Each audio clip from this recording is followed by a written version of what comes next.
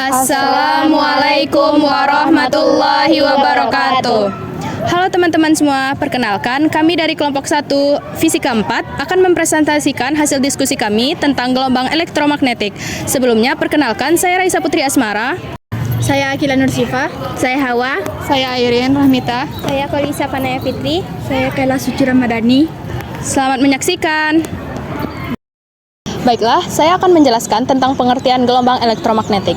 Gelombang elektromagnetik merupakan gelombang yang memiliki suatu muatan energi listrik serta magnet yang tidak memerlukan suatu media rambat. Artinya, gelombang ini bisa merambat walaupun berada di dalam ruang hampa. Gelombang elektromagnetik memiliki bentuk seperti gelombang transversal pada umumnya, yaitu gelombang yang arah rambatnya tegak lurus terhadap arah getarnya. Baiklah, sekian dari saya. Selanjutnya akan dilanjutkan oleh teman saya. Baiklah, selanjutnya saya akan menjelaskan tentang sejarah singkat mengenai gelombang elektromagnetik. Jadi pada tahun 1831, Faraday menemukan induksi elektromagnetik. Diikuti oleh Maxwell pada tahun 1864 mengusulkan adanya gelombang elektromagnetik bergerak di ruang bebas. Pada tahun 1887, Hertz membuktikan teori Maxwell dan menemukan gelombang mikro dan radio. Rutherford pada tahun 1890 menemukan sinar alfa dan beta, lalu Roentgen pada tahun 1895 menemukan sinar X. Pada tahun 1905, Albert Einstein menyempurnakan teori ini dengan relativitas khusus. Jadi gelombang elektromagnetik terbentuk dari medan listrik dan medan magnet yang berpasangan secara tegak lurus. Sekian dari saya, selanjutnya akan dilanjutkan oleh teman saya. Baiklah, selanjutnya saya akan menjelaskan materi tentang tokoh penemu pertama gelombang elektromagnetik, yaitu James Maxwell. Menurut Maxwell, perubahan medan listrik ini akan menimbulkan perubahan medan magnetik yang berubah pada waktu pula. Dengan adanya perubahan medan magnetik, maka akan timbul kembali perubahan medan listrik yang besarnya juga berubah-ubah. Demikian seterusnya, sehingga didapatkan proses berantai dari perubahan medan listrik dan medan magnetik yang menjalar ke segala arah. Sekian dari saya, dilanjutkan oleh teman saya. Saya akan melanjutkan materi dari sebelumnya.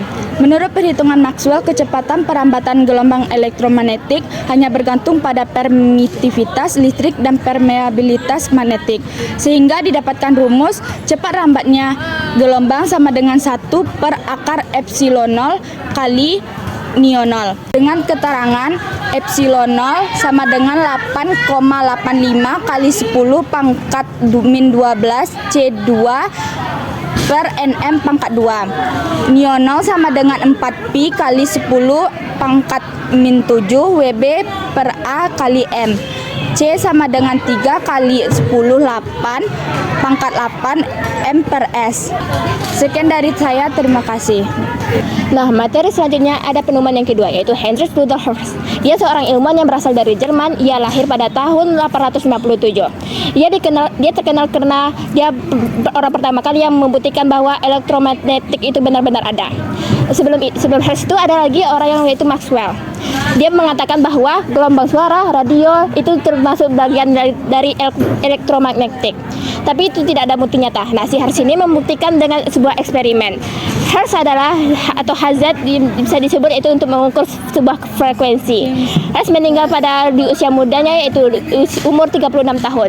Sekian dari saya, dilanjutkan oleh teman saya. Baiklah, materi selanjutnya yaitu manfaat gelombang elektromagnetik. Yang pertama yaitu komunikasi.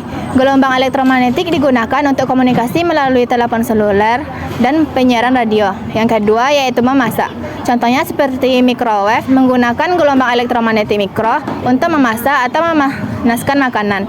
Yang ketiga adalah pengendalian jarak jauh. Gelombang inframerah digunakan untuk remote control. Yang keempat ada fotosintesis, contohnya seperti sinar matahari yang berguna untuk fotosintesis pada tumbuhan. Yang kelima yaitu pengobatan kanker, contohnya seperti sinar gamma yang digunakan untuk membunuh sel pada kanker. Sekian penjelasan tentang gelombang elektromagnetik. Terima kasih.